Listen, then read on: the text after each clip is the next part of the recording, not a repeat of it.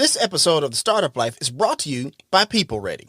Startup Nation, you have a lot on your plate. The last thing you need to stress about is finding quality staff or the available work you need to be successful. Save time and headache by working with a trusted staffing partner that meets your everyday needs. PeopleReady is a national staffing provider with over 600 locations across the country and 30 plus years of experience serving people just like you. They specialize in a variety of industries including retail, manufacturing, logistics, general cleaning, hospitality, construction, and more. PeopleReady understands that you're busy and on the go. That's where their mobile app, JobStack, comes in. Use the app to place orders or find work 24/7 or wherever you are. And as social distancing continues to change the way we interact with customers, colleagues, and our everyday lives, JobStack provides the ability to find the right temporary workers or work you need while eliminating the amount of physical touch points needed in the staffing process.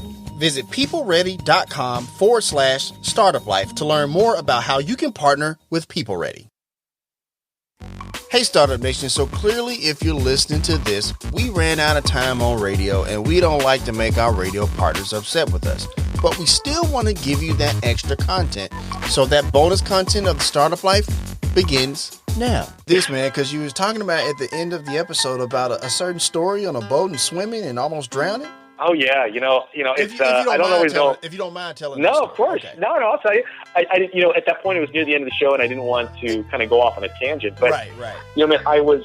This is pretty crazy. So, timing's important. So this was early 2016. Okay. And in 2015 was probably the best year of my life. Actually, it was by far the best year of my life. In that year, I had, after like 8 long years, finally exited one of the startups. I got married, and my wife was pregnant with our first son. So it was really a banner year. I mean, you just could not beat that year. Yeah. And so I'm sitting there reflecting on that, and my wife and I just took like a little road trip up the coast of California. And we went to a place called Carmel. And, we're just driving and just kind of, and we had her mom with us and a friend. And I decided to go into the water just to get cold. And that would be like old health, but for health reasons, I kind of like to get cold exposure, like kind of like Wim Hof kind of stuff. And the water, of course, up there in Northern California is very cold. But I was an idiot. It was a surf advisory that day. The water was really rough. There was a storm. And, what I didn't know was that one beach north is actually the most dangerous beach in America. And it just has to do with, the Northern California waves and rocks and currents. It's just super dangerous to be out there. Even if you're just a total stud surfer, which I'm not.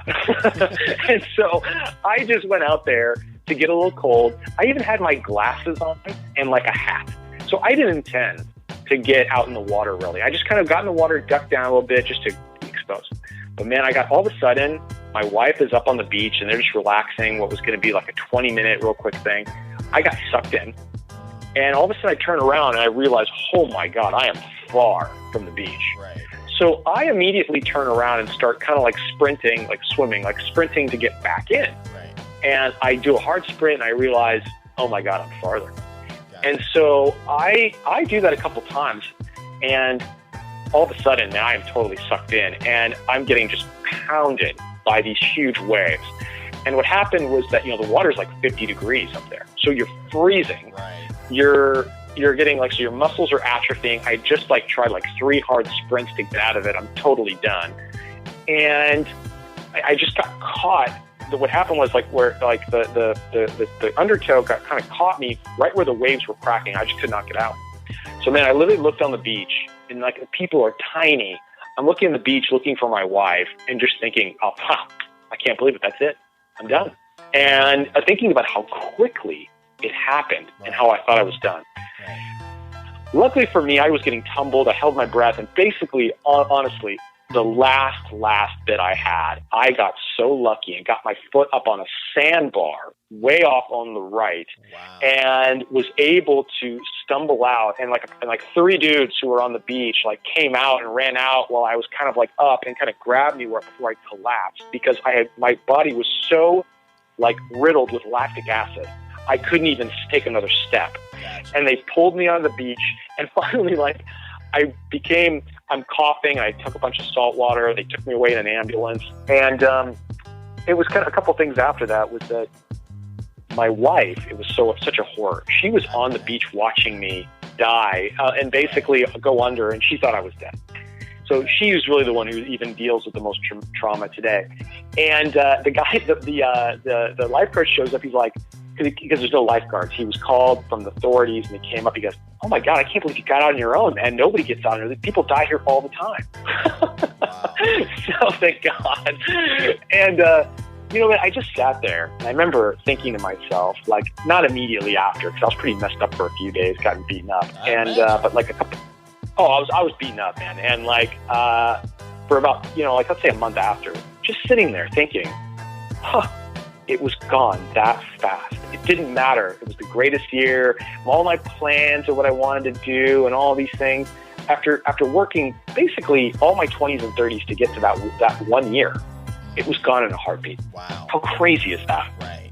So I'm sorry, that was a long story, but that was. No, I'm glad you shared it, man. I'm glad you had the time to kind of share that, man. I think that's an important piece because it goes back to what you were saying in the core show, the startup life, where you was talking about how is it bad? Yeah, but it's a blip. It's a blip, yeah. Right? And so take it for what it is. What you learn from it and move forward. So no, I appreciate that story, man. I really do. Yeah, you're right. That's true. I'm thinking about that when when I was thinking about that message, I'm thinking about that too. Because when you really take it into context, it's like, well, it's a lot better. Actually, one funny story. So a friend of mine who I met when I was in my early 20s, this guy has like the most incredible story of escaping Iran during the revolution. Wait, like what? it should. Go ahead. I'm sorry. I'm listening. Go ahead. I'm all ears. It literally should be a movie. Like imagine during the Iranian-Iraq War, where all these kids are dying and stuff. He's a young kid, and I'll shoot through this, but sure. He escapes by like hiding with this woman and being smuggled out of the country, and ends up like sleeping with her, which is another funny side part of the story. Anyway, but like he gets out, he comes all the way to the United States after living through all that and escaping. Mm-hmm. And I remember he was telling me the story during the market crash in 2001, because he's a little bit older than I am. He was sitting there with a drink in his hand, and he was reflecting on how he just got murdered. He basically lost like 80% of his wealth. And he was sitting there with a drink looking out, and he goes, "But you know what? It's not that bad." Gotcha. Fair enough. It's funny how stuff like that puts things in perspective. So, I do have. If you want to let us know what you think about our show, have an idea for a show topic, or would like to advertise on our show, send us a message on the Startup Life Podcast Facebook page. And while you are there, like and follow our page as well. It's a great way for us to engage with you, Startup Nation, and really grow our community. The link is there in the show notes. Subscribe to the show, as it can be heard on Apple Podcasts, Google Play, Stitcher Radio, Spotify, or even on your Facebook timeline or any other platform you like to get your podcast. If you are listening on Apple Podcasts and you find our content valuable, please give us a 5-star rating, as it will help us climb the charts and help more people find our show. You can also listen to the show on the Startup Life Podcast new website. There you will find the all-new startup blog, where I write on many topics that are interesting and helpful to you on your path to entrepreneurship. And hey, if you have an idea, be about that life, the startup life.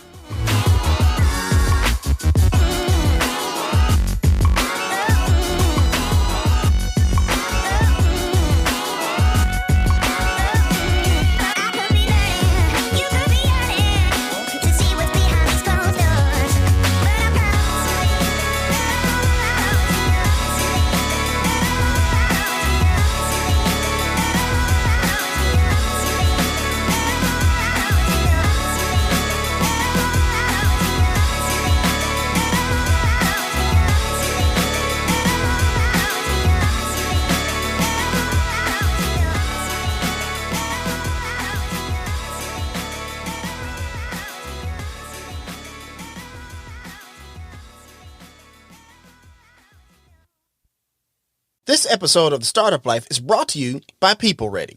Startup Nation, you have a lot on your plate. The last thing you need to stress about is finding quality staff or the available work you need to be successful. Save time and headache by working with a trusted staffing partner that meets your everyday needs. PeopleReady is a national staffing provider with over 600 locations across the country and 30 plus years of experience serving people just like you. They specialize in a variety of industries including retail, manufacturing, logistics, general cleaning, hospitality, construction, and more. PeopleReady understands that you're busy and on the go. That's where their mobile app, JobStack, comes in. Use the app to place orders or find work 24/7 or wherever you are. And as social distancing continues to change the way we interact with customers, colleagues, and our everyday lives, JobStack provides the ability to find the right temporary workers or work you need while eliminating the amount of physical touch points needed in the staffing process.